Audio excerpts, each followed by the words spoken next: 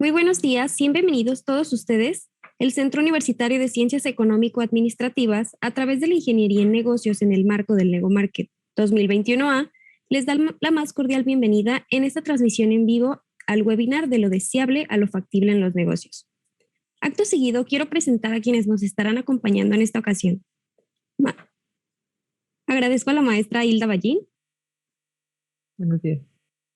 Y como moderador de este webinar nos acompaña el doctor Álvaro Pedrosa Zapata, profesor e investigador de CUSEA. Reiteramos el saludo a todos ustedes y les mencionamos que pueden consultar en webinars.cusea.udg.mx los seminarios y sesiones y programas llevados a cabo y próximos a emitirse. Ahora bien, para poder comenzar, dejo el uso de la voz al doctor Álvaro Pedrosa Zapata. Muchas gracias. Buen día a todos ustedes que nos están acompañando a esta segunda sesión de NegoMarket 2021. En esta ocasión presentamos a la primera ponente de este NegoMarket. Se trata de la maestra, como ya he mencionado, Hilda Ballín. La maestra Hilda Ballín Sánchez tiene maestría en administración por esta Universidad de Guadalajara y tiene más de 15 años de docente y facilitadora en licenciatura, maestría y diferentes espacios de formación.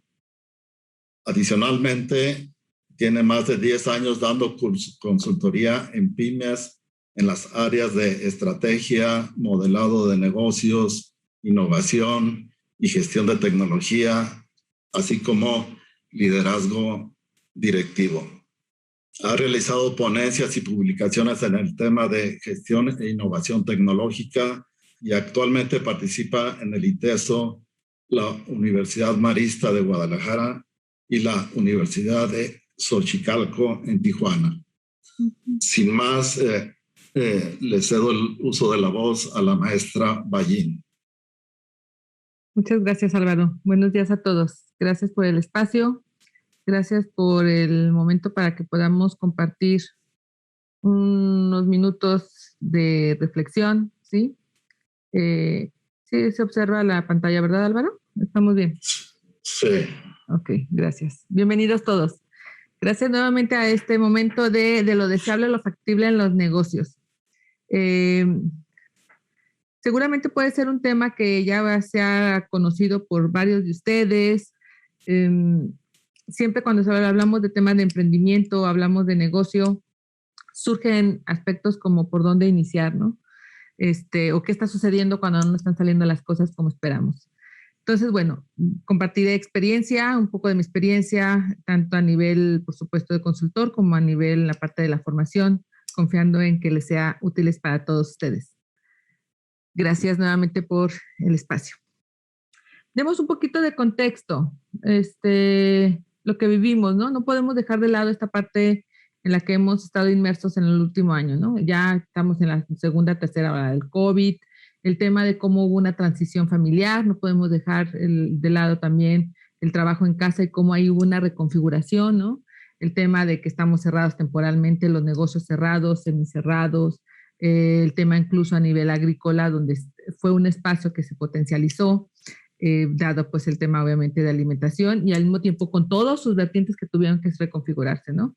Pongo simplemente el ejemplo de la industria del mango, ¿sí? A partir de esta situación de la contingencia, ellos tuvieron que adaptarse en 2020 para exportar con temas protocolarios de seguridad, ahora también de salud para sus empleados por el COVID, ¿no?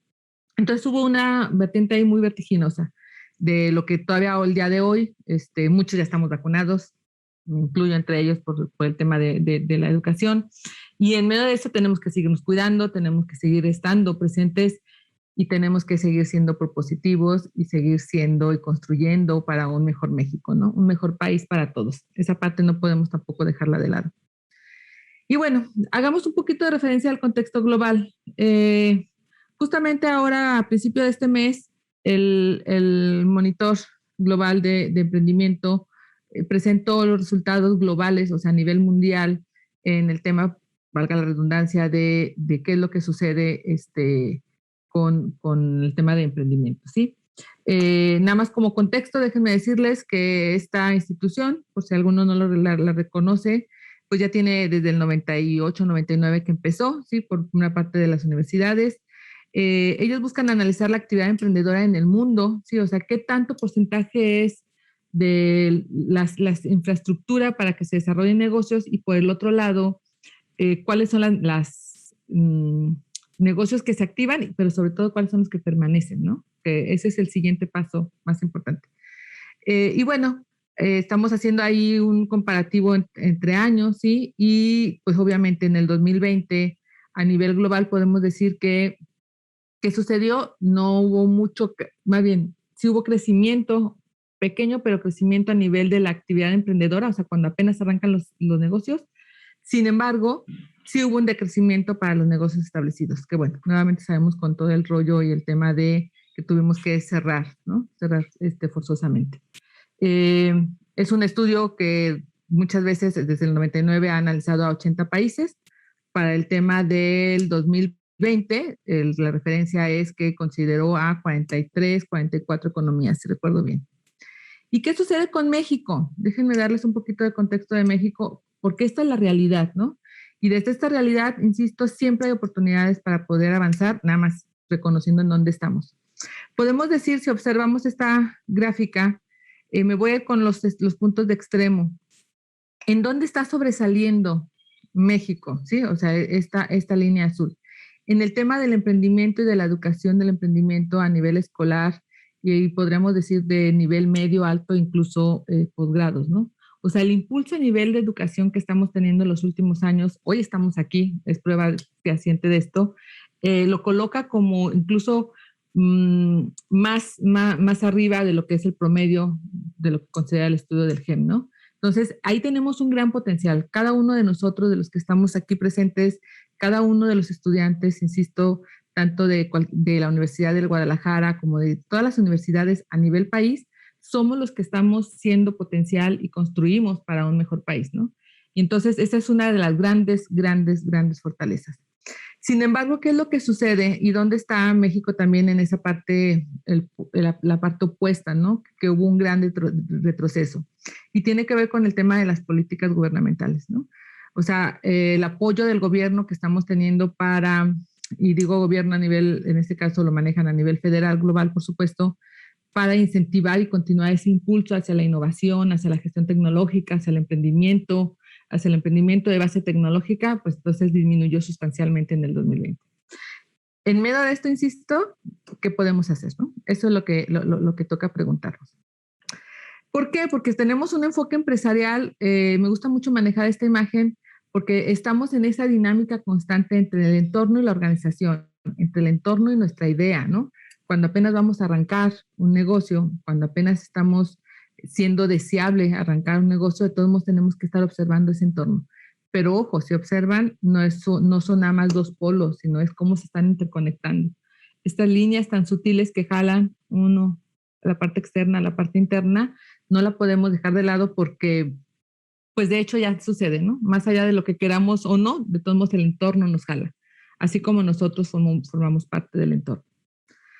Vayamos también un poquito, esto a dónde nos llevan y estos resultados o estos datos que comparto. Dice por ahí un famoso ajedrecista en su momento que tiene este libro, ya tiene un poco de años y sin embargo me gusta mucho compartirlo, de cómo la vida imita al ajedrez, porque plantea un pensamiento estratégico muy interesante a partir del juego del ajedrez. Y él mencionó, la táctica consiste en hacer algo cuando hay algo que hacer, ¿sí?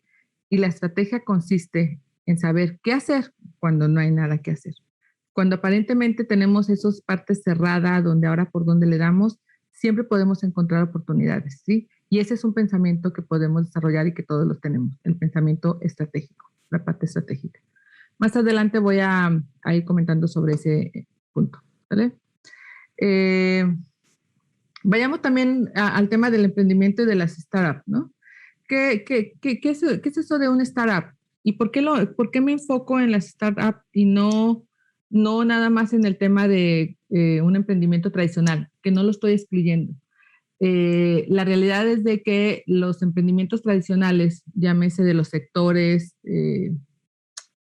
comercio tradicional, mueble, ¿sí? Ese tipo de sectores están muy saturados, la competencia es muy fuerte, tenemos un océano muy rojo, también tenemos oportunidades, pero también en medio de eso tenemos que encontrar una base tecnológica para diferenciarnos, ¿no? La industria, por ejemplo, textil, ahora cuando hablamos de que el tipo de tela, cómo se desarrolla para la tecnología me refiero en la tela para que entonces el tema de absorber el sudor, o sea, ahí ya estamos entrando también de todos modos a aspectos tecnológicos aún en sectores tradicionales, ¿sí? ¿Cuál es una de las características de una startup? Pues de entrada es de que trae ideas innovadoras, con una gran necesidad para satisfacer necesidades del mercado al que se dirige, ¿sí? Se consideran startup porque son jóvenes, o sea, son menos de 2 años, sin embargo tienen alto crecimiento, encontraron un nicho de mercado importante y entonces están teniendo un crecimiento potencial. Obviamente el enfoque tecnológico, insisto, no lo dejamos de lado. Mantienen costos bajos. ¿Y por qué mantienen costos bajos? Me anticipo un poco, porque a diferencia de muchas veces ese concepto que en ocasiones encuentro cuando acompaño a emprendedores, es que voy a emprender y entonces tengo que tener una oficina. Y entonces la oficina que tiene que estar en tal lugar. Y entonces tengo que desarrollar primero el modelo o tengo que desarrollar el producto y sacarlo. Todo eso genera costos. Costos que todavía no sabemos hasta qué punto el mercado los va a aceptar, ¿no? Entonces, algo que caracteriza a las empresas startup es eso, cómo están buscando en todo momento que sean bajos costos a con unos ingresos rápidos que se puedan desenvolver, ¿no? Y por supuesto el tema de innovación, no podemos dejar de lado. La parte innovadora y disruptiva, pues es una característica de ellas, ¿sí? ¿Qué dimensiones se consideran una startup exitosa? ¿Sí? Y tiene que ver con la dimensión técnica, que tiene que ver con la factibilidad, o sea, que funcione. Por supuesto, la dimensión de negocios, o sea, que sea viable y que genere beneficios económicos, sociales, o sea, en todos ambientes, en todos contextos. Y por supuesto, la parte de la dimensión humana y de la atractividad, o sea, que alguien lo quiera. Por un lado es quien lo realice, llámese emprendedor, y que además haya un mercado para que funcione, ¿no? Que lo esté necesitando. Esas son de las 3 vertientes que vamos a estar desarrollando en los siguientes minutos.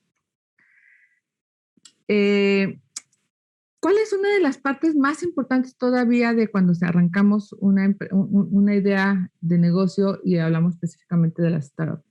Ojo, si observan aquí, me gustó mucho esta imagen porque aparece la hipótesis que se van resolviendo. O sea, conforme vamos viendo la factibilidad de la idea y cómo la vamos construyendo y haciendo tangible, hay momentos en los que tenemos que estar considerando esos puntos reflexivos, ¿sí? Esos detenernos y decir, a ver, entonces, esto sí es lo que quiere el mercado, entonces adelante. Si es, le sigo. No es, entonces reconfiguro. Entonces, las hipótesis son la hipótesis me refiero a esa propuesta que yo estoy lanzando al mercado e ir a validarla es lo que me va a dar el match para seguir avanzando o reconfigurar o regresar o modificar, ¿no?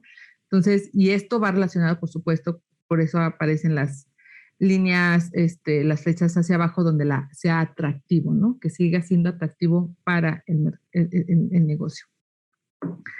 Cuando buscamos emprender, ¿sí? Emprender implica hacer. Es un tanto complicado emprender cuando estamos desde un papel, ¿no? Siempre tenemos que estar, o en todo momento tenemos que estar considerando 3 aspectos. Y sigo con ellos, que es que sea viable, que sea atractivo y que sea factible. Pero si observan en esta imagen que, por eso me gusta compartirla con ustedes, es porque estamos en los 3 canales en simultáneo. Es como, no como estamos en 3 pistas en simultáneo. Eventualmente nos enfocamos más, tal vez, inyectamos más energías a la parte de viabilidad, pero no podemos descuidar las otras 2, ¿no? Dependiendo de cómo se estén dando las condiciones, entonces es donde, digamos, en lugar del 100%, pues podríamos dedicarle un poquito más a un enfoque, pero tenemos que estar considerando, insisto, la viabilidad, la atractividad y la factibilidad. ¿Qué sucede si acaso no nos descuidamos en una parte? Comento rápidamente una experiencia justo con unos emprendedores que estuve acompañando a principios de este año. Ellos son sobre tema de base biotecnológica y como con ese enfoque especializante que son muy propositivos, ¿sí? Se enfocaron mucho tiempo al parte de la experimentación. Y entonces, cuando yo les decía, a ver, ¿y qué es lo que dice el mercado? O sea, esta propuesta, este producto, yo estaba buscando un tema de probióticos con quinoa, ¿no? Entonces, ¿qué te dice este producto? ¿El mercado lo quiere? Eh, yo creo que sí, pues es que te tienes que ir, o sea, tenemos que irnos a pivotear en el mercado para validar que eso es lo que esté pidiendo el mercado y además para marcar la diferenciación con respecto a lo que ya existe en el mercado, ¿no? Entonces, cuidado con estarnos centrando nada más en un solo de los enfoques, ¿va? ¿Y esto a qué nos lleva? El ciclo de la creación en el emprendimiento pasa por un pensamiento, una estructura de pensamiento que tenemos y que requerimos, ¿no?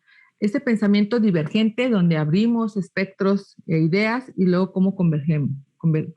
Pensamiento divergente y convergente. Abrimos a la inspiración, cerramos a la idea.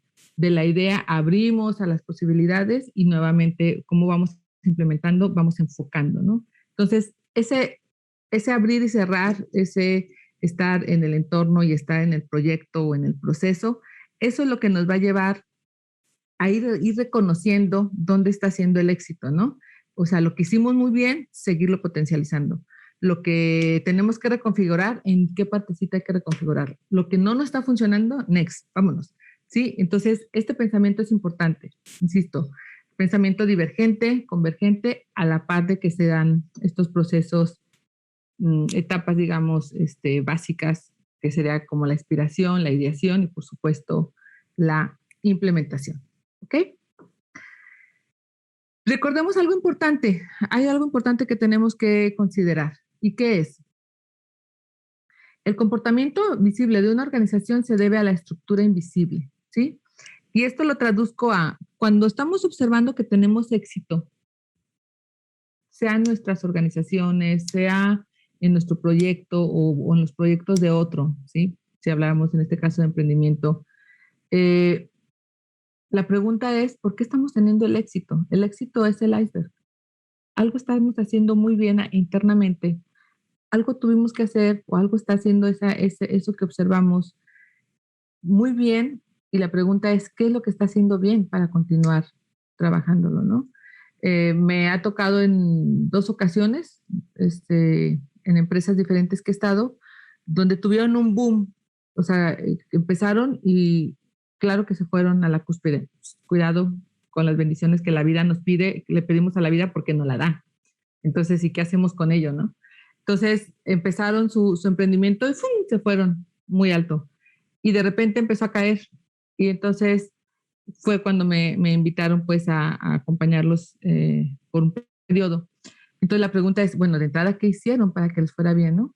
Y no había muchas respuestas, o sea, no se daban cuenta, no se dieron cuenta qué fue lo que hicieron, qué fue internamente lo que sucedió para que les fuera bien, ¿sí? Entonces, ¿esto a qué llevó? A que entonces no hubo forma de reestructurarnos y avanzar más rápidamente otra vez al entorno, ¿no? De cómo estaba dándose. Entonces, la reflexión sigue siendo por ahí, ¿no? ¿Qué es lo que sucede más allá de lo visible? Podría decirlo así. ¿Por qué? Porque tenemos, ay, esta parte se me va, tenemos el enfoque del bosque, ¿no? Imagínense que estamos reconociendo algo que está teniendo importancia o algo que está teniendo éxito y vemos así de general, pero es importante esa mirada hacia atrás para ir viendo las particularidades del bosque tal como la presentamos aquí, ¿no? Obviamente en la primera imagen no identificamos el tipo de plantas, mucho menos si hay en este caso cabañas o incluso personas, ¿no? Entonces, la importancia, insisto, del ver el todo y también sus partes son indispensables para tener ahora sí toda la pantalla completa. ¿Okay? Ahora, ¿de qué manera podemos transitar de lo deseable a lo factible? ¿Okay? Que ese es nuestro tema central del día de hoy. Las preguntas a responder dentro de los negocios son 3. No sé por qué no puedo quitar esto. Perdón. Sí ven, ¿verdad? Álvaro, sí se ve. Sí. Sí. Gracias, disculpen. Son las 3 preguntas a respondernos son, ¿qué desean las personas? Otro es, ¿qué es técnicamente factible? Y otro es, ¿qué es financieramente viable? Vamos a ir viendo cada una de ellas. ¿Por dónde podemos empezar? Cuando hablamos del tema de la dimensión de la atractividad, ¿sí? Entonces, estamos enfocándonos al tema de las personas. Y ahí es el momento donde hay que buscar la problemática real que se está dando o la oportunidad que tenemos, plantear una solución al mercado, ¿sí? ¿A cuál mercado estamos dirigidos? ¿Cuál está siendo la competencia del mercado? Y aquí es donde se establece un modelo de negocios y estrategias preliminares. En algún momento, en otro de los emprendimientos que he trabajado, ahorita estoy con temas de biotecnología, es muy rico cuando los chicos, los emprendedores manejan, traigo una idea, ok, pero esa idea, ahora vamos primero, antes que cualquier otra cosa, vámonos a la investigación, ¿no? Y ahí es donde entra muy importante el tema de lo que es la inteligencia comercial y la inteligencia tecnológica. O sea, ese rastreo de patentes que hacen en su caso, ese rastreo de las empresas que están ya desarrollando cierta tecnología o la están usando. Sí, entonces les da un panorama de decir, espérame, no nomás es una idea donde llego y pareciera que no hay nada previo. Sí dimensionan en dónde está parado esa propuesta, ¿no? Esa idea. Y eso les ayuda muchísimo a reconfigurar, por supuesto, el modelo de negocios, o sea, la propuesta de valor por dónde va, ¿sí? Ya de entrada, insisto, la investigación que hacemos a nivel de inteligencia tecnológica y a nivel de inteligencia comercial, cuál está haciendo la competencia, quién está haciendo el líder, tanto a nivel internacional como nacional, nos ayuda a plantear la propuesta que vamos a desarrollar de manera más clara, ¿no? Entonces son los puntos más importantes a trabajar en esa parte.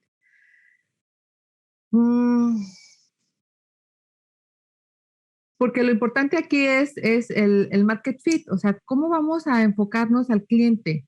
Al cliente lo conocemos escuchándolo, ¿sí? Cuando lo escuchamos a través de encuestas, de entrevistas y de observaciones. Recuerdo justamente la semana pasada, me tocó una compañera manda por ahí una encuesta diciendo, oye, si es que mi hija quiere que, ya saben, el link donde conteste cierta encuesta. Y entonces cuando lanzamos ideas de decir, ¿qué opinas de tal problemática? Pero me quedo en el punto donde, ¿comprarías un producto así, cualquiera que sea? En este caso hablaban de maquillaje, si recuerdo bien. ¿Comprarías un producto así? Lanzar ese tipo de encuestas, en realidad no estás censando al mercado, hay que tener mucho cuidado. Te da una referencia, pero no lo estás escuchando al mercado, porque podemos decir sí lo compraría, pero al momento en que lo estás viendo tangible, ¿no? Es cuando dices, vamos a conectar al mercado cuando tengamos una transacción, ¿sí? Un intercambio. Y el primer momento donde podemos encontrar que estamos haciendo el match en el mercado es cuando ese cliente potencial voltea y te dice, ¿qué dijiste? Me interesa lo que dices, ¿no? Desde ahí estás escuchando al cliente. Entonces, si estamos enfocándonos a escuchar y a trabajar ese momento de enfocar el market fit, entonces nos vamos a ahorrar mucho tiempo, nos vamos a ahorrar muchos costos, por supuesto, y entonces sí vas a identificar de qué manera solucionas un problema al cliente y que por lo tanto te paga, ¿no? O sea, ahí esa es la parte interesante. Cuando está otra vez la transacción, si yo estoy dispuesto a pagarla, entonces quiere decir que estoy llegando al nicho de mercado, ¿no? Y entonces, dale, por ahí es el camino. Y por supuesto, ¿sí? Porque se da de repente el fracaso, ¿no? El fracaso, insisto, se da al no prestar a la atención a los usuarios y a los clientes objetivos. O sea, cuando está cada quien en su mundo, ¿no? Entonces, ¿dónde está ahí el punto de enfoque? Esa es la pregunta. Porque es muy importante, es básico, ¿no? El reconocer que el punto de inicio y fin de los negocios, de todo negocio, es el cliente. Y el cliente, ¿qué es lo que sucede con nosotros como clientes y como usuarios? Me gusta mucho esta frase que dice, en los negocios y en el trabajo, solo somos el valor que la gente percibe de nosotros. ¿Ok? Eso que de repente decimos, ¿por qué cuesta tanto? Y hay gente que lo paga porque le genera un valor, ¿no? ¿Qué es el valor? Hay por ahí, tomando de consideración el modelo de Kano, ¿no? Donde habla de los tipos de satisfactores y demás.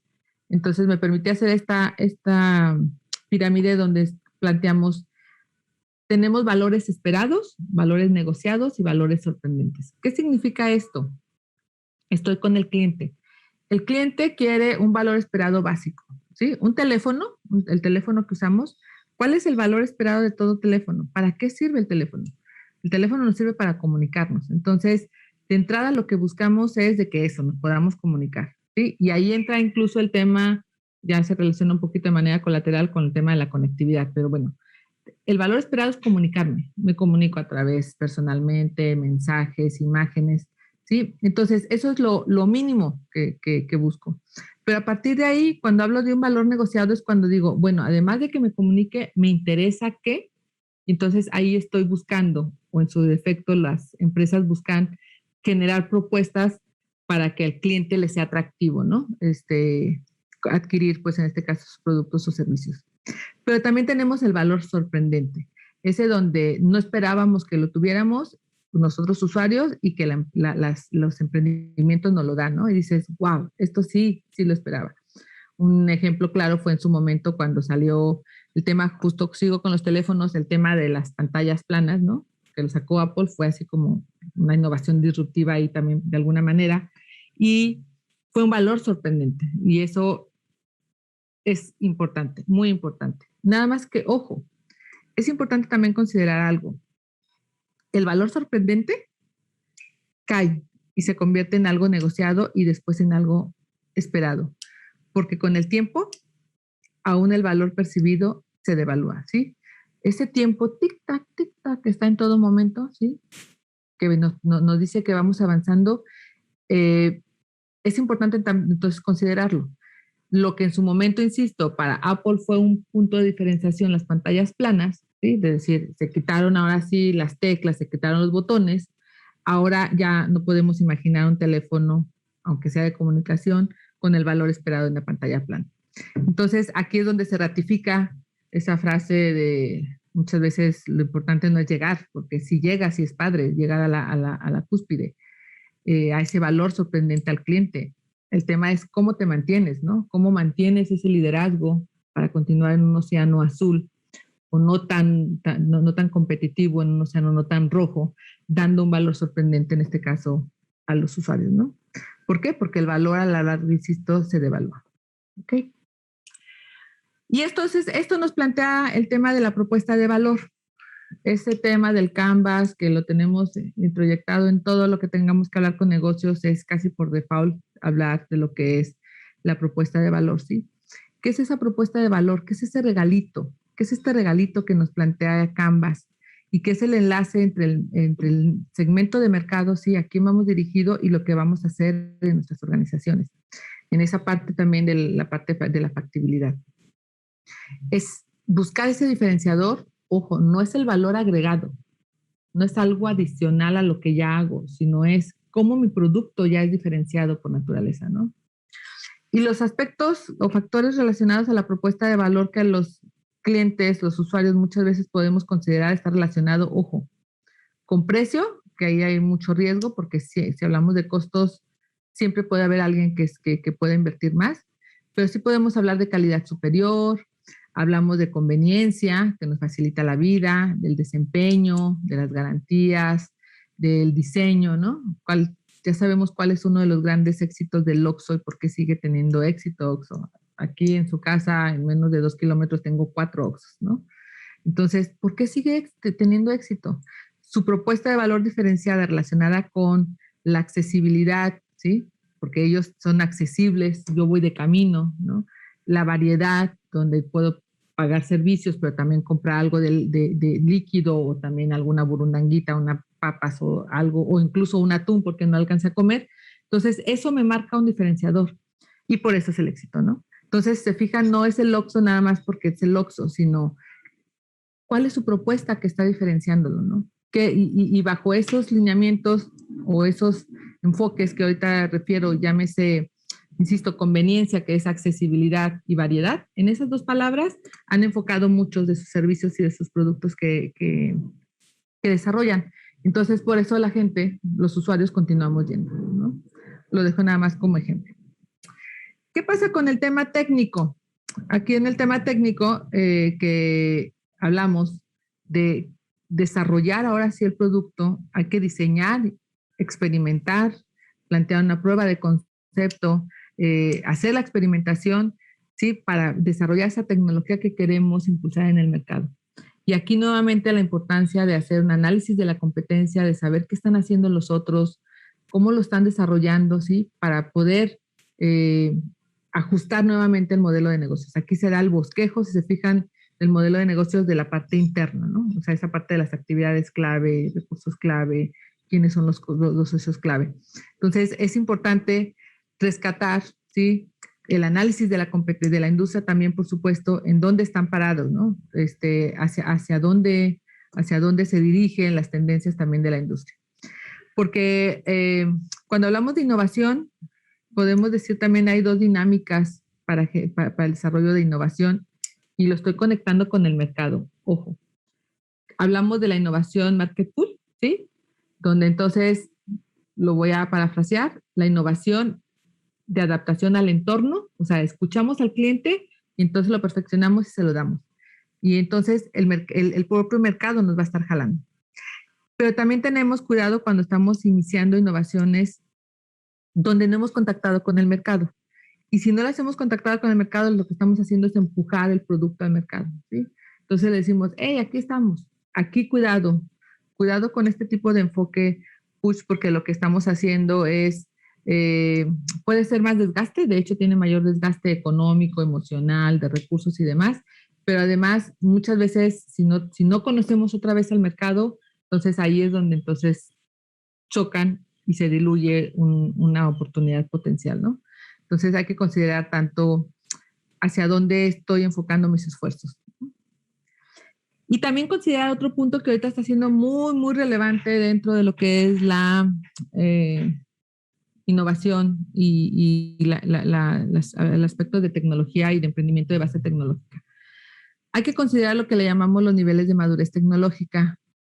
Tal vez, seguro muchos de ustedes lo pueden reconocer, igual lo comento.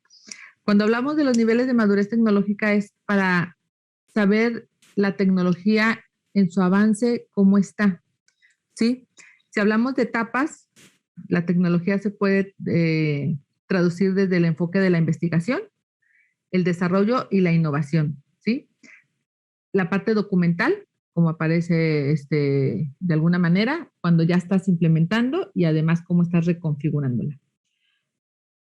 ¿Esto qué implica? Que en la investigación manejamos entorno de laboratorio, ¿sí? O sea, esas pequeñas pruebas, incluso si se llegan a hacer, o incluso es más, insisto, a nivel documental, ver otras investigaciones, otros comparativos, hago una prueba de concepto, rastreo, pero me quedo hasta ahí.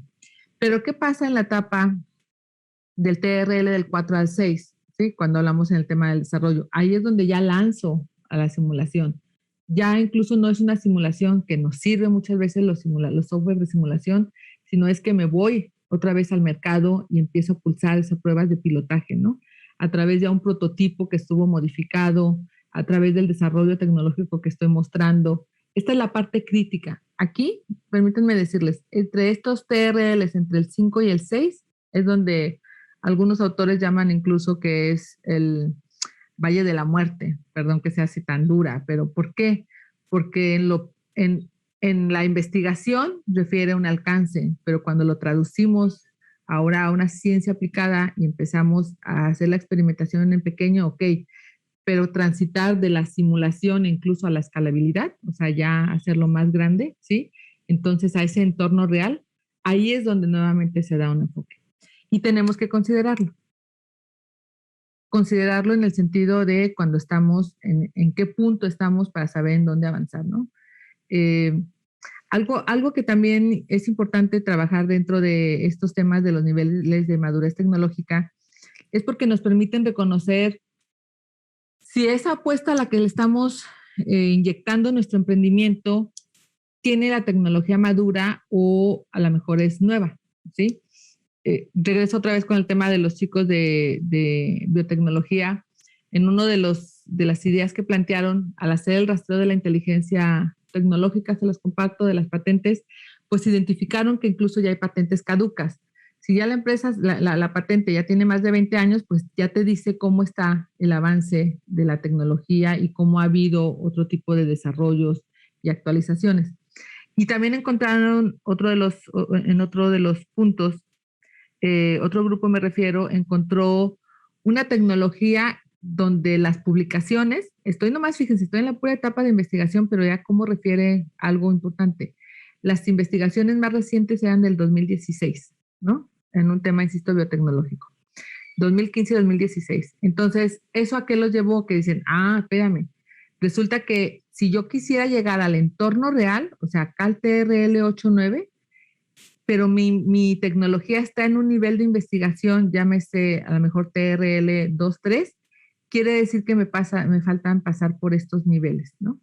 Y entonces eso marca rumbo. Esa es la parte muy rica de los TRLs, que marca rumbo. De decir, ok, quiere decir que entonces me falta llegar a...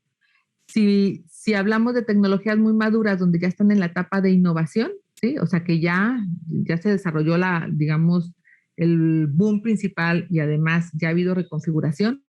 Entonces es interesante también reconocer qué hubo previos, investigar qué hubo previos para evitar en su momento que volvamos a repetir los errores que a lo mejor otros ya tuvieron, ¿no? Entonces, bueno, mi sugerencia es cuando estemos hablando de temas de emprendimiento de base tecnológica, que ahorita de alguna manera, insisto, todos los enfoques de las propuestas llevan ahí ese enfoque tecnológico, lo interesante es identificar los TRLs, ¿sí? Hasta ahí lo dejo. Porque bueno, entonces los aspectos claves, sigo con el tema de la factibilidad para encontrar el mercado, sí tiene que ver con hacer un producto mínimo viable y la validación del mismo. No es lo mismo, insisto, llegar y verbalizar a llegar y presentarlo. ¿Ok? Si me da tiempo, luego les platico una experiencia que tuve. Porque esto entonces me va a dar lo que es la innovación en valor. Ojo, aquí está el modelo que conocemos. Otra vez regreso al modelo Canvas, pero desde la dinámica que la parte interna es donde creo el valor, ¿sí? La parte externa, cómo entrego el valor y por supuesto la parte inferior, cómo capturo el valor. Entonces, a partir de este aspecto de factibilidad, es la parte interna, pero sin descuidar, por supuesto, el contacto y el pivoteo constante con mi segmento de mercado, ¿sí? Para entonces poderlo entregar y ahora sí capturar el valor, hablando en esta parte económica, de lo que estamos esperando. ¿Ok? Vámonos a la parte de la dimensión de los negocios, ¿sí? Que es la parte, pues sí, cuando entramos al aspecto legal, al aspecto de ver el enfoque político, social, macroeconómico, cómo van a ser las proyecciones, dónde están ahora sí los costos, dónde está el financiamiento y por supuesto el tema de liderazgo y conocimiento, ¿no? O sea, ¿quién está liderando esta propuesta de emprendimiento? ¿Quién está haciendo factible eso de que antes era una idea deseable y ahorita ya la estás transitando a algo tangible, ¿no? ¿Cuáles son los conocimientos que me están apuntando y además que estoy necesitando? Transitar a esta parte, chicos, ahorita les voy a, público en general, perdón, participantes, les voy a compartir una diapositiva que es todavía más interesante. Me anticipo en el sentido de, ojo, cuando digo liderazgo y conocimientos, no tenemos que saber todo, ¿no? Hilda es administradora, pero no sabe todo.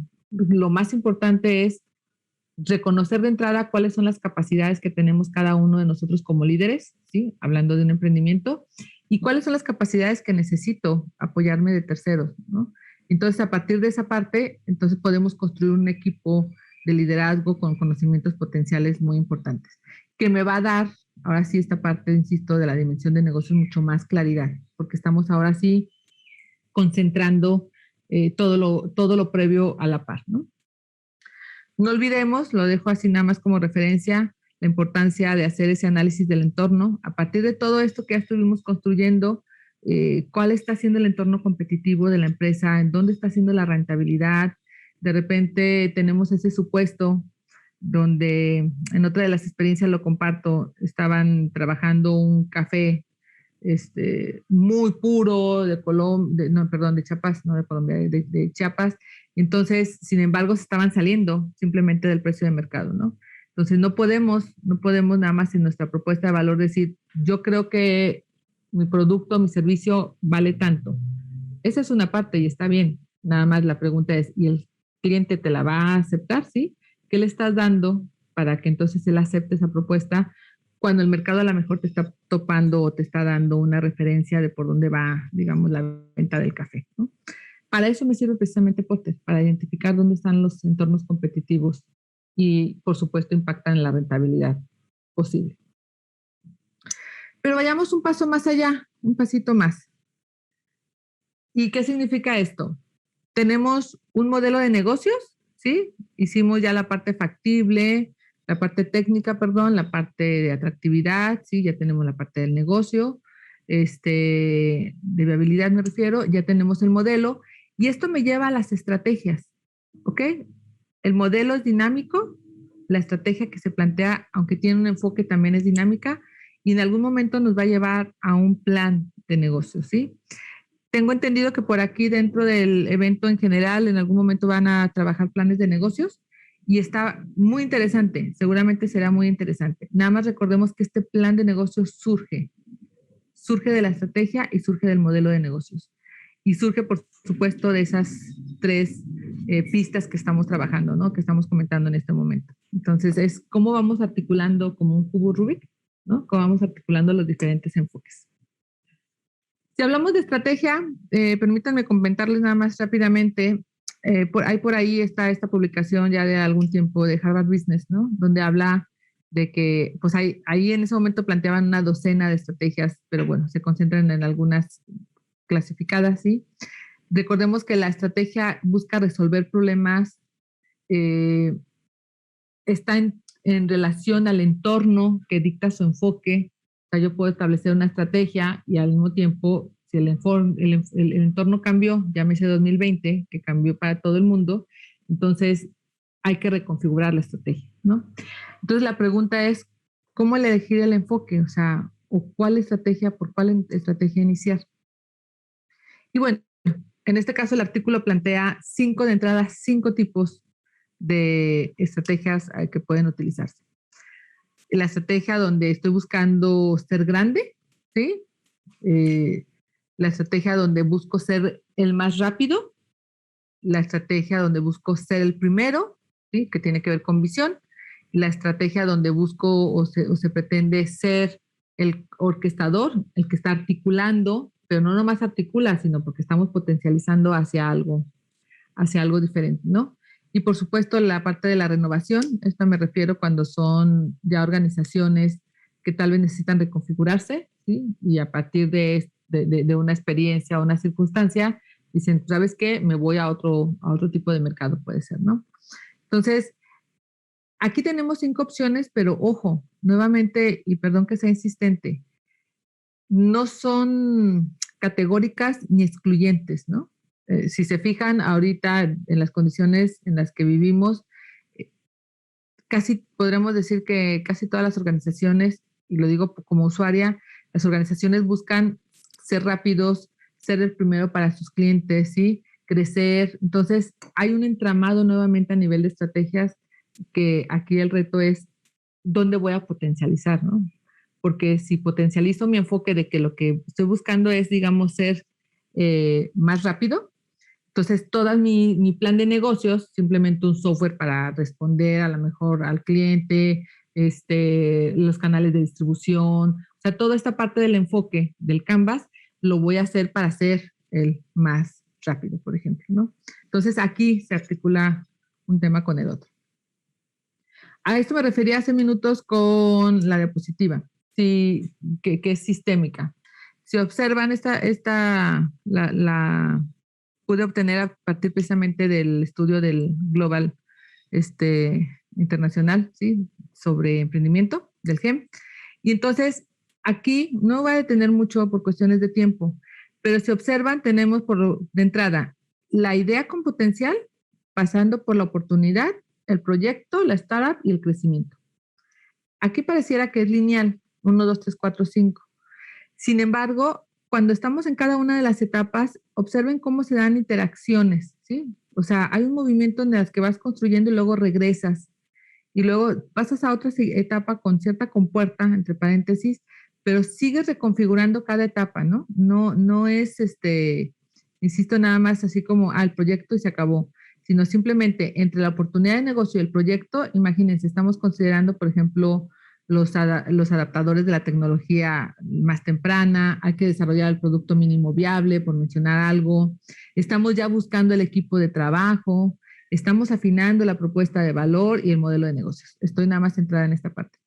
Pero este enfoque pues está relacionado con lo anterior y con lo que viene. Esto se le llama nuevamente, está relacionado con el pensamiento estratégico, ¿sí? O sea, cómo vemos otra vez el bosque en sus partes y en su todo, ¿no? El estar viendo lo que estábamos, cómo íbamos avanzando, lo que tuvimos que ajustar y además también hacia dónde queremos ir en el entorno en el que estamos. Aquí pongo la diapositiva con mayor claridad para que vean, insisto, las interacciones dentro del propio, ¿no? O sea, tenemos, les comentaba, al formalizar equipo, ahora la parte legal, pero además tenemos ya que estar empezando a establecer prospectos, ya que explorar el modelo de negocio, saber si es la propuesta de valor que dije, ya el cliente me dijo que sí, pero ahora la vuelvo a sustentar, ya empieza a haber cierto intercambio económico, ¿sí? Entonces eso es lo que me dice, intercambio económico me refiero, ya hay compras, ¿sí? Eso me dice que el cliente sí lo quiere, entonces aquí vamos afinando, insisto, el modelo de negocios, ¿ok?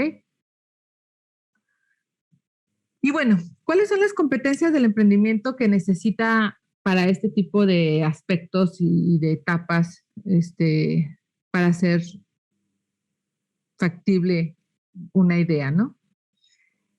Ojo, el estudio también refiere, y coincido con él por la experiencia que tengo y de ahí pues plantearlo, de acuerdo a cada una de las etapas, ¿sí? O sea, no es lo mismo las competencias que necesito cuando estoy en una idea con potencial, que sería en este caso identificar oportunidades, conocimientos del negocio, experiencia y las habilidades sociales, a por ejemplo cuando ya estoy en la etapa de ya está conformada la startup y está en crecimiento, porque en este caso en realidad ocupo más habilidades hacia continuar la explotación de oportunidades, se fijan, pero lo que más ocupo son habilidades estratégicas, habilidades de gestión y el tema de la gestión de recursos humanos.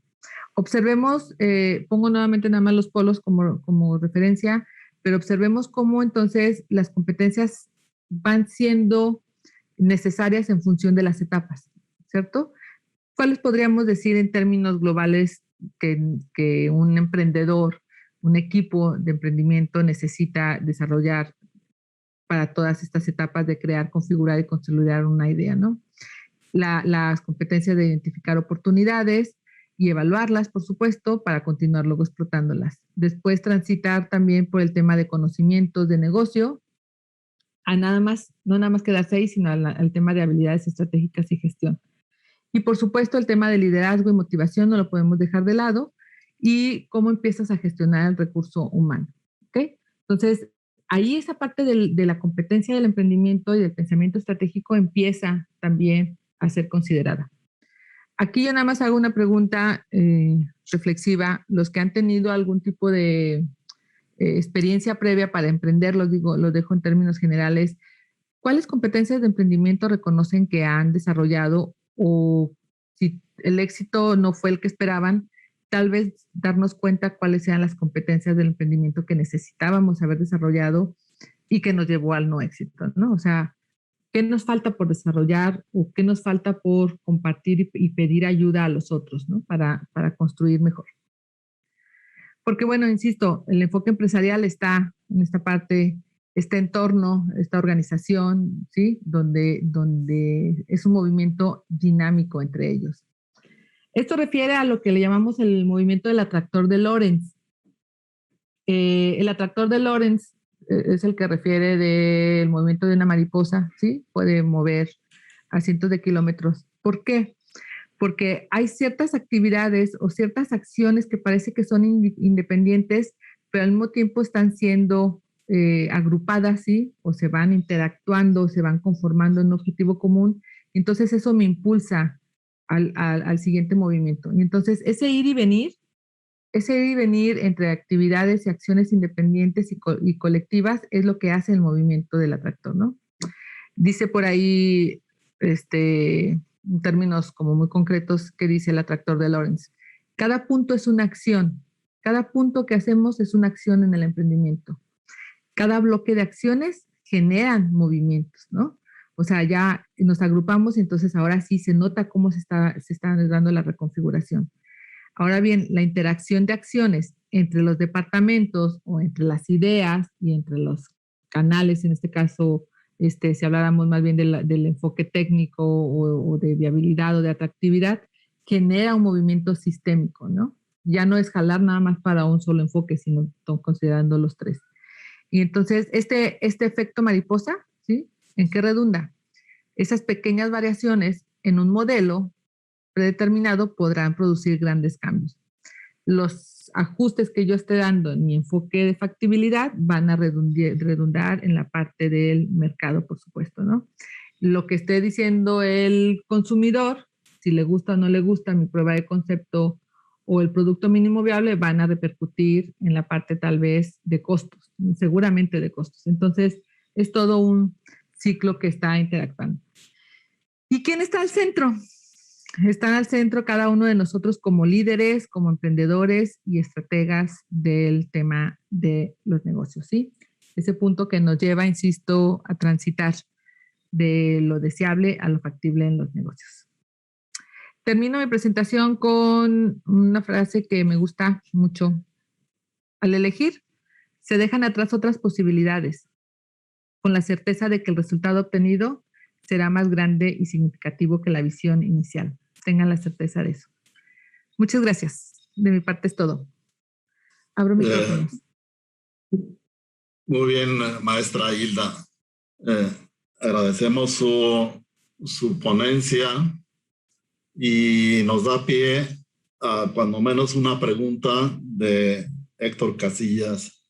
El tema es complejo y la experiencia nos lleva a que cada emprendimiento tiene sus detalles que habrá que ir midiendo en la medida de las circunstancias.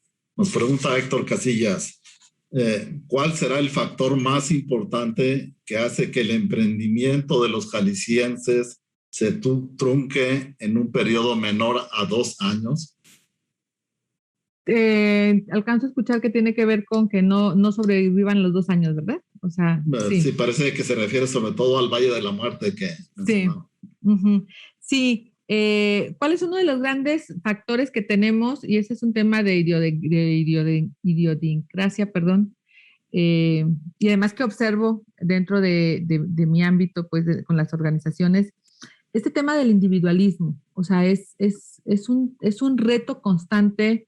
Por lo menos para mí es un reto y además así lo muevo de manera propositiva cuando entro a la organización, el que no se vean solos, el que no se vean porque entonces, insisto, ya tuve el éxito de algo, entonces ya prácticamente ya llegué, me siento y se acabó yo solo. No. El estar buscando y el aceptar de entrada que necesito la ayuda de alguien más para creer y crecer más rápido, ¿sí? Muchas veces nos limita. ¿Por qué? Porque entonces me van a robar la idea. Porque entonces se van a ir y me van a hacer cosas. O sea, me refiero a piratería. Porque entonces, o sea, esa parte de la idiosincrasia no permite el crecimiento, ¿sí? Dice por ahí una frase y que además la aplico como tal. ¿Quieres llegar rápido? Ve solo. Pero si quieres llegar más lejos, llámese pasar 2 años, ¿no? Ve acompañado, ¿no? Entonces, el permitirme, insisto, extender el brazo y decir, necesito ayuda, y tú, Álvaro, ¿en qué podemos construir juntos? ¿Sí? O tú, Héctor, ¿en qué podemos construir juntos? Es todo un reto porque ahí ya entramos a un tema muy personal de historia, incluso de vida, que luego se refleja en ese tipo de acciones. ¿Eso significa, Hilda, que entonces, así como quien dice, todos estamos destinados o gran parte a que ya no se logre? No, porque tenemos éxitos. Seguimos teniendo, en medio de las condiciones que les presentaba del entorno macro, el tema de las políticas que ahorita estén restringidas o no restringidas, seguimos teniendo grandes potenciales de emprendimiento.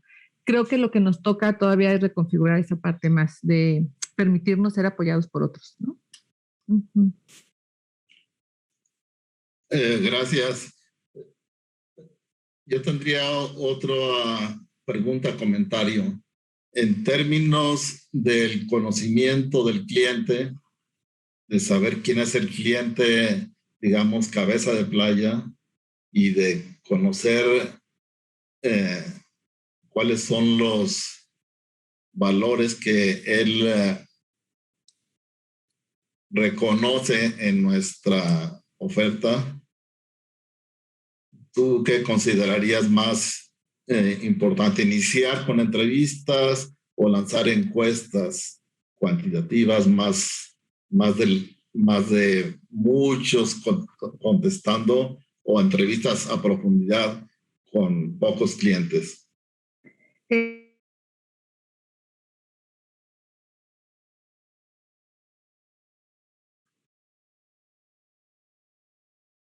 la investigación. La parte de la investigación de la inteligencia comercial es muy importante. Me están diciendo que voy a cerrar un poquito mi audio porque me está marcando conexión deficiente, ¿no? Un minuto nada más. Perdón. El tema de la investigación de la inteligencia comercial es básica, porque entonces vas a de entrada a reconocer qué tipo de empresas son las que están teniendo algo parecido a lo que estás planteando, a quiénes van enfocados, cómo están siendo los canales de distribución. Por supuesto que vas a poder determinar un poco el perfil de los usuarios relacionados con ese tema, ¿sí? Lo que les comentaba, por ejemplo, de la bebida de quinoa, de este acompañamiento último que tuve, al haber hecho el sondeo previo de todo lo que tenía que ver con los probióticos, los tipos de bebidas que había antes, entonces la idea inicial donde decían, wow, voy a abrir voy a hacer una bebida de quinoa con probióticos, pues se dieron cuenta que hay N, ¿no? Y a partir de estos probióticos empezaron a enfocar. ¿Cómo fue? Por un lado, experimentaban el tema de los probióticos y la quinoa en laboratorio y efectivamente, dando respuesta a tu comentario, empezaron con preguntas a profundidad. O sea, porque en el caso, por ejemplo, si hablamos de probióticos, pues entonces, a ver cómo enfocamos el tema de la salud, ¿no? Entonces, esas entrevistas, ese focus group, de hecho hicieron 2 focus group, donde pudieron rescatar cuál era lo importante para el consumidor del consumo de bebidas con probióticos, y además después el segundo focus group fue para validar ahora sí la bebida, o sea, en su sabor, en su textura y demás, ¿no? Entonces, yo creo que tiene que ver con iniciar por ahí, y no creo, sino va por ahí, en mi experiencia, y a partir de ahí también la parte de la observación, esa parte del mystery shopping, no podemos dejarla también de lado, o sea, son varios canales en simultáneo, ¿no? Gracias. Tenemos otra pregunta. Después de que vimos la primera gráfica del GEM y de la situación de México, y que vimos que en términos universitarios el ecosistema, digamos, educativo está bastante fuerte, pero que hay el ecosistema, sobre todo en la parte de políticas públicas, en los diferentes niveles, ha disminuido en los últimos tiempos. ¿Cuál consideras tú que serían los retos del ecosistema de innovación y emprendimiento en Jalisco? Creo que son retos que además se están dando. O sea, es algo muy grato el ver cómo ya transitamos y me incluyo, cómo transitamos de las investigaciones nada más de cada universidad, ahora ya estamos haciendo las colaboraciones y las vinculaciones, ¿no? Entonces, ese enfoque que estamos teniendo de vinculación entre universidades se está potencializando, ¿no? Y esto además se permea al tema de las empresas, donde ya no nada más es de uno a uno, ¿sí? O de un bloque a la universidad o viceversa, sino cómo a partir de la colaboración y la vinculación con entre universidades permea a los bloques, por ejemplo, de un bloque de, va a arrancar por ahí un proyecto de transformación digital para la industria de muebles, por ejemplo, y entonces ya no es, insisto, una empresa, sino que es un bloque de empresas. Y esto entonces también me redunda, invariablemente va a pegar en el tema a nivel de gobierno, porque también hay ciertos recursos donde ya no son nada más los recursos de gobierno, esa parte que también estábamos muy apuntalados hasta hace algunos años, no quiere decir, y hablo de Jalisco, no quiere decir que se eliminaron los recursos económicos, convocatorias, ¿sí? Licitaciones que abran, pero sí se disminuyeron de alguna manera y entonces también surgen las otras potencialidades. Gobierno a través de su apoyo de gobierno, de económico, universidades como la parte conceptual académica, si esa ciencia donde se da, y esos espacios, ¿no? Entonces el ecosistema se está también potencializando. Nuevamente se está reconfigurando desde mi experiencia y en lo que yo alcanzo a observar, está teniendo nuevamente ese impulso, tuvo ahí un gran boom en la administración anterior, luego como que hubo un poquito de declive, lo dejaron de lado y ahorita otra vez se está apuntalando, hablo a nivel gobierno, ¿no? Cómo puede apoyar de maneras diferentes este tipo de enfoques. Uh-huh. Sí, yo podría, desde mi perspectiva, sobre todo en el caso que tú mencionas de los muebles, donde parece que está muy localizado el área de allá de Ocotlán, por ejemplo, donde pues es el gobierno, pero en los tres niveles, ¿verdad? A nivel municipal, porque ahí el clúster del mueble tiene principalmente localizado en esa zona, pero también el estado y también el federal, es decir, los tres niveles del gobierno, ¿verdad? Sí, totalmente. Son los tres niveles de gobierno al paralelo a las universidades y paralelo entonces a las empresas. Entonces, ahí es todo un ecosistema que se está configurando y para un bien, insisto, potencial a nivel país, yo lo llamaría, ¿no? Uh-huh. Sí. Nos pregunta Ivette Montserrat, una alumna inteligente, que cómo te puede contactar. Con mucho gusto les dejo mis datos para que a través de mi correo, con gusto. Los paso aquí en sistema. Muchas gracias. Sale. Pues parece que no hay más preguntas. Queremos agradecer a la maestra Hilda Ballín por su amabilidad y por su claridad en su exposición y su prestancia para recibir más preguntas, si es que las hubiera, directamente a su correo. Muchas gracias, maestra Hilda. Gracias a ustedes. Gracias por la oportunidad de compartir. Gracias, Álvaro. Gracias a los organizadores. Gracias. Muchas